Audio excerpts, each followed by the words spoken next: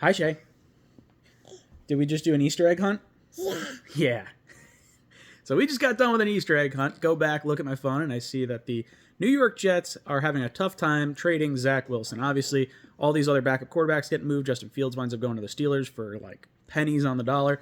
So the thought process is anyone going to trade for Zach Wilson? He's due $5.5 million this year, $4.4 million of which is a roster bonus. So what the Jets could do is eat that $4.4 million roster bonus and then see if a team would trade for him then, because his contract would be 1 year, about $1.1 million at that point.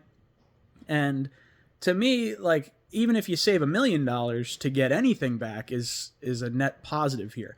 Now, one thing we've seen from Joe Douglas, and one thing I hope he does not do, because it's been super irritating to me, is we release Corey Davis to allow him to go sign with any team, or we release other players like a Bryce Huff. We don't franchise tag because we want him to test free agency. We don't want to get anything back for the players that we have or that we could get returns for. So with Zach Wilson, not saying that we're going to get a whole crazy ton, but I wouldn't even cut him. I would not cut him yet. You don't want to cut him either? I don't want to cut Zach Wilson. We don't have to do anything with Zach Wilson. We got to pay him anyway. I would ride, have him on the team through training camp. Keep him on the roster. You don't have to have him go to camp. He can stay at home. He can do whatever workouts he wants to do. But you just hope for an injury at that point.